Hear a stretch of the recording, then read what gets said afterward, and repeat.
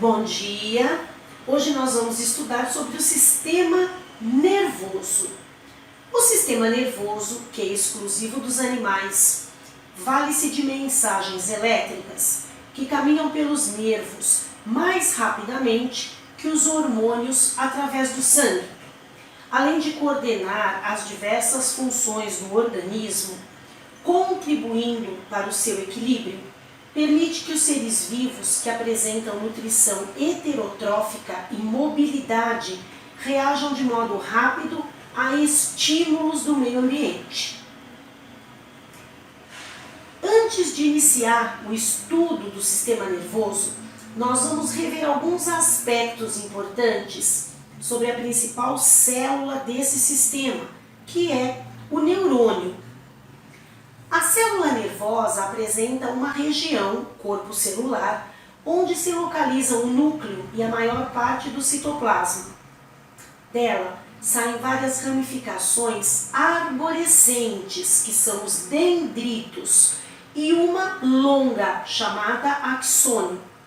Essas ramificações são chamadas de neurofibras ou fibras nervosas.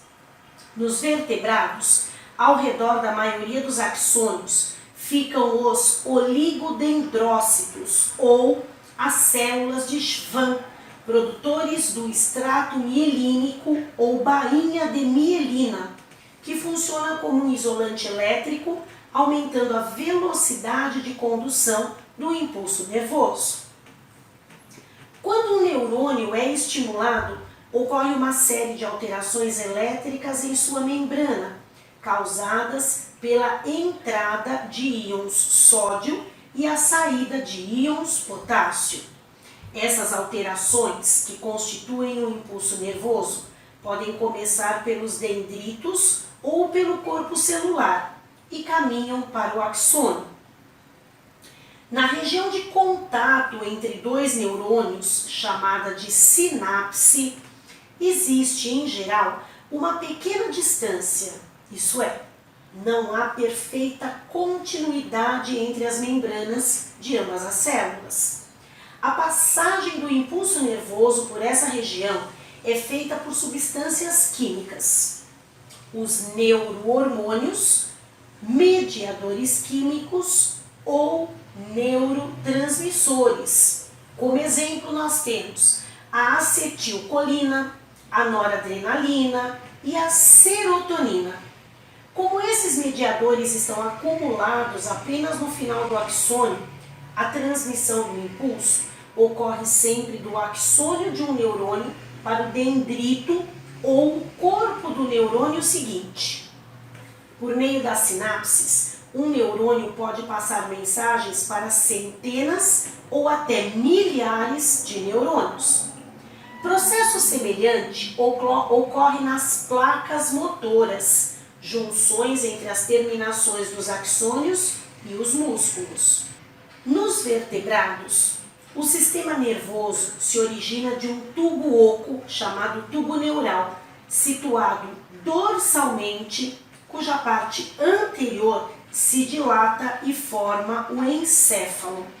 O restante forma a medula espinal ou espinhal. Essas duas partes são ricas em neurônios de associação e constituem o sistema nervoso central, que está protegido por ossos, chamada coluna vertebral e crânio, e por três membranas, as meninges, formadas por tecido conjuntivo propriamente dito, a dura mater, que é a mais externa, a aracnoide, que é a da região mediana, e a pia mater, que é a mais interna, na qual estão os vasos sanguíneos que nutrem o sistema nervoso. Entre a aracnoide e a pia mater, e no interior das cavidades do sistema nervoso, circula o líquido cérebro-espinal, que proporciona proteção adicional, amortecendo eventuais choques dos ossos com o sistema nervoso durante os movimentos do corpo. Esse líquido é formado a partir da filtração do sangue, portanto, leva nutrientes e glóbulos brancos ao sistema nervoso. Sua drenagem é feita por capilares sanguíneos e linfáticos. Do encéfalo saem os nervos cranianos e da medula os nervos espinais. O conjunto desses nervos e dos gânglios nervosos forma o sistema nervoso periférico. O sistema nervoso dos vertebrados, portanto, é simples, apenas um cordão nervoso, que é a medula. Dorsal, situa-se dorsalmente no corpo, e oco, possui cavidades com líquido em seu interior. O encéfalo é constituído por diferentes regiões com funções diversas. 2 protuberâncias, os bulbos olfatórios, que recebem nervos do nariz. Os hemisférios cerebrais, 2 dilatações, que ligadas por um feixe de fibras nervosas, chamada de corpo caloso, constituem o cérebro. E ainda pelo cerebelo, pela ponte, pelo tálamo e hipotálamo e pela medula oblonga ou bulbo. Essas regiões não estão isoladas entre si. Ao contrário, muitas funções dependem do trabalho conjunto de mais de uma delas. Algumas regiões, porém, têm um controle maior sobre determinadas funções. O encéfalo recebe informações dos órgãos sensoriais, integra e relaciona as diversas mensagens de órgãos diferentes, comparando-as com outras informações armazenadas na memória. Envia mensagens para os órgãos efetores, ou seja, músculos e glândulas, controlando as reações do organismo em relação tanto ao ambiente externo como ao organismo. É responsável também pelas emoções e pela capacidade de imaginar, prever, resolver problemas e de responder por todas as formas de pensamento abstrato. Vamos examinar de forma simplificada, uma vez que há uma interação bastante complexa entre todas as partes, funções de cada região do encéfalo. Cérebro, também denominado telencéfalo, é o maior e mais importante órgão do sistema nervoso e constitui-se na central de comando de todo o organismo. É dividido em 2 hemisférios cerebrais, direito e esquerdo, conectados pelo corpo caloso, maior dos vários feixes de neurofibras. Cada hemisfério é separado em lobos, que recebem o nome dos ossos cranianos que os recobrem: frontal, parietal, temporal e occipital. Os hemisférios cerebrais diferenciam-se nas tarefas que realizam. O hemisfério esquerdo é responsável por raciocínio, linguagem e habilidades matemáticas, e o direito controla as percepções artísticas, musicais e espaciais. De modo geral, cada pessoa desenvolve melhor as habilidades relacionadas a um dos hemisférios.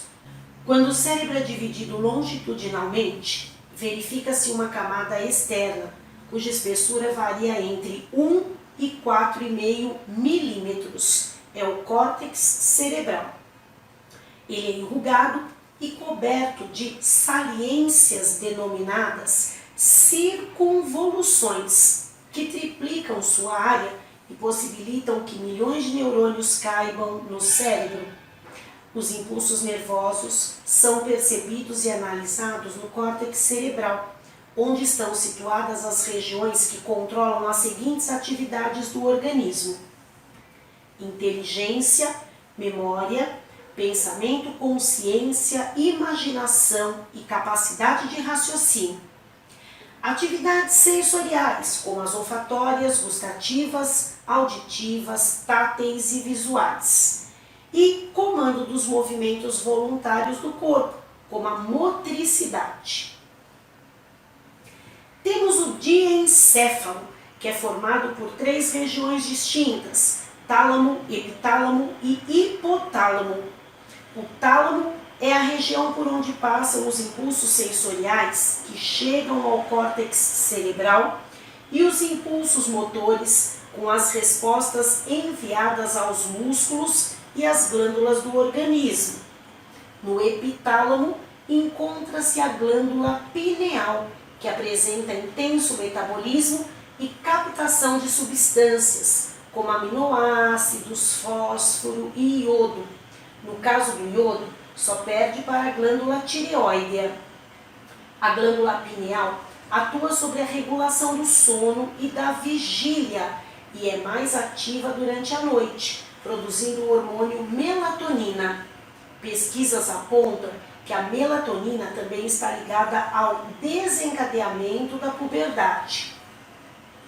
O hipotálamo localiza-se abaixo do tálamo e é o centro organizador das emoções. Além disso, ele monitora e regula as condições internas vitais, como fome, sede, manutenção de temperatura, equilíbrio do sangue, ciclo do sono e níveis hormonais.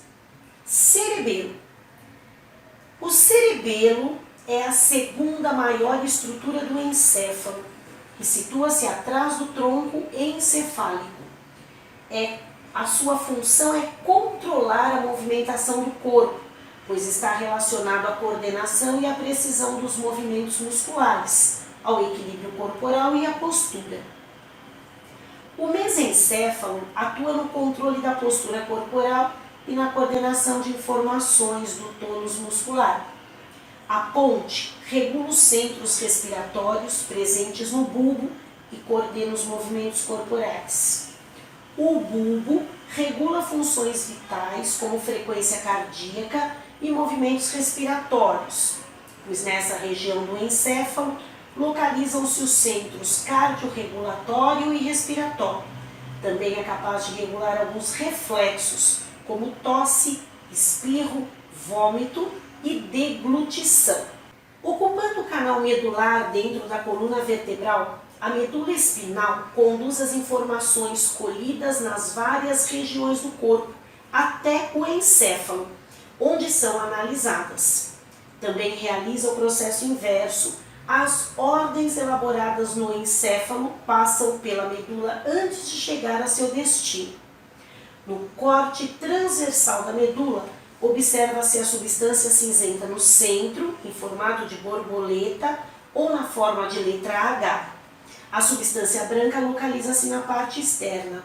Nervos são feixes de neurofibras envoltos por uma capa de tecido conjuntivo. Essas fibras podem ser tanto dendritos quanto axônios, que conduzem impulsos nervosos das regiões do corpo ao sistema nervoso central. Os gânglios nervosos são pequenas dilatações em determinados nervos. Sistema nervoso periférico controla as ações voluntárias, como andar ou escrever, e involuntárias, como a produção do suco gástrico, sendo constituído pelo sistema nervoso periférico somático e pelo sistema nervoso periférico autônomo. O sistema nervoso periférico somático é constituído por gânglios e nervos.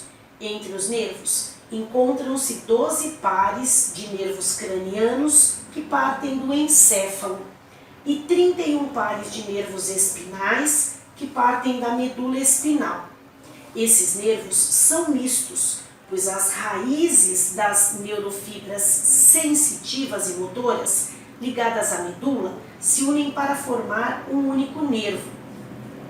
Comandam as ações tipicamente voluntárias do organismo, como caminhar, escrever e levantar os braços, ou aquelas que, dentro de certos limites, são parcialmente reguladas pela vontade, como respirar e piscar. Essa divisão do sistema nervoso controla a relação do organismo com o ambiente externo, pois os nervos se ligam aos músculos esqueléticos, aos órgãos sensoriais e às glândulas. O sistema nervoso periférico autônomo controla atividades involuntárias do corpo, como a produção de suor, frequência cardíaca, pressão sanguínea e movimentos do tubo digestório, os movimentos peristálticos. Está dividido em porções simpática e parasimpática, as quais exercem funções geralmente contrárias, ou seja, opõem-se ao exercitar ou inibir determinadas atividades. Desse modo, tais porções regulam as atividades do corpo de acordo com a necessidade. Em um ambiente escuro, por exemplo, a porção simpática mantém a pupila aberta para propiciar a entrada de mais luz. Passando para um local iluminado, a porção parasimpática determina o rápido fechamento da pupila para proteger as células da retina do excesso de luz.